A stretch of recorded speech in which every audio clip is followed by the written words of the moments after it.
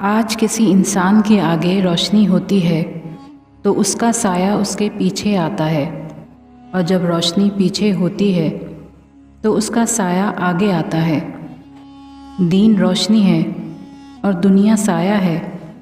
دین کو آگے رکھ کر چلو گے، دنیا خود ہی پیچھے بھاگتی ہوئی آئے گی، اور اگر دین کو پیچھے رکھو گے تو دنیا آگے بھاگے گی اور تم پیچھے بھاگو گے۔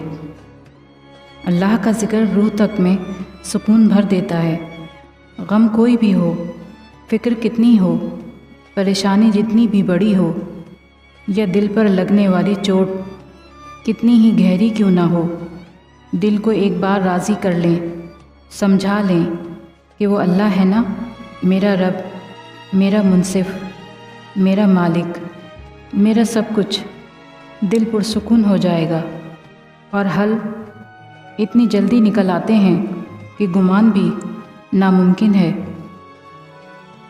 اپنے نقصان پر ہرگز غمزدہ نہ ہوا کریں، کیونکہ اللہ آپ سے اس وقت تک کچھ نہیں واپس لیتا جب تک اس سے بہتر آپ کو عطا نہ کر دے۔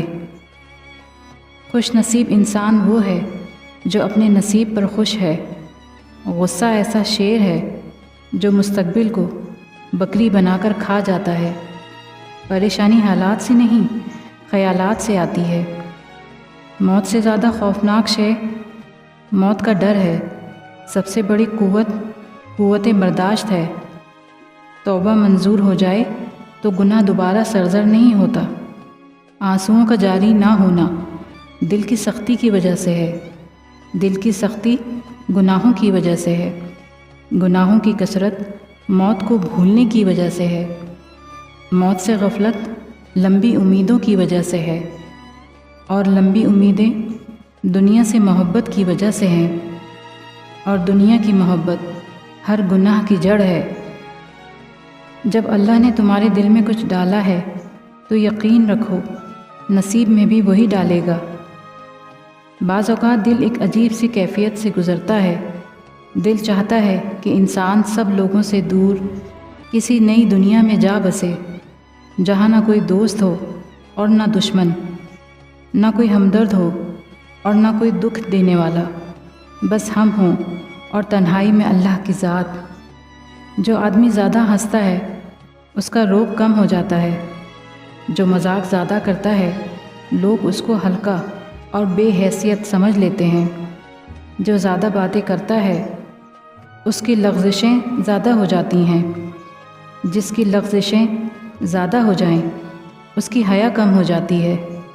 جس کی حیا کم ہو جائے اس کی پرہیزگاری کم ہو جاتی ہے، اور جس کی پرہیزگاری کم ہو جاتی ہے اس کا دل مردہ ہو جاتا ہے، اور مردہ دل پر اللہ کا عذاب نازل ہوتا ہے۔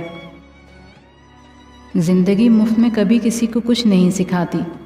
جب کوئی کہتا ہے کہ مجھے زندگی نے یہ سکھایا ہے تو یقین کریں اس نے اس کی بہت بڑی قیمت ادا کی ہوگی۔ تعلیم کا پہلا اصول یہ ہے کہ اپنی آواز مدھم رکھیں اور اپنے الفاظ میں احترام پیدا کریں۔ مجھے لوگ اس لیے بھی چھوڑ دیتے ہیں کیونکہ مجھے زیادہ چکنی چپڑی باتیں نہیں آتیں۔ ایک حد کے بعد انسان سب کچھ چھوڑ دیتا ہے۔ روٹھنا، شکایت، گلے شکوے، منانا، پھر دل ایسا ہو جاتا ہے کہ کوئی بات کرے تو بھی ٹھیک، نہ کرے تو بھی ٹھیک۔ کبھی کبھی اچھی چیزیں کھو جاتی ہیں تاکہ ہمیں کوئی بہتر چیز مل سکے۔ ہمیشہ اللہ پر یقین رکھو اور اس کے شکر گزار بن کے رہو۔ اللہ تمہیں اتنا نواز دے گا کہ تم آزمائش میں ملا ہر دکھ بھول جاؤ گے۔ اللہ اسی چیز کو تمہارے لیے وسیلہ بنا دے گا جو تمہارے لیے مایوسی کا سبب بنی ہوئی ہے۔ جو کسی کا برا نہیں چاہتے ان کے ساتھ کوئی برا نہیں کر سکتا، یہ میرے رب کا وعدہ ہے۔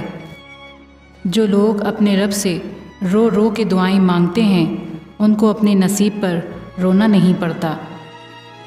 ہو سکتا ہے تم ایک ستارے کے طلبگار ہو، لیکن اللہ نے پورا آسمان تمہارے مقدر میں لکھ دیا ہو۔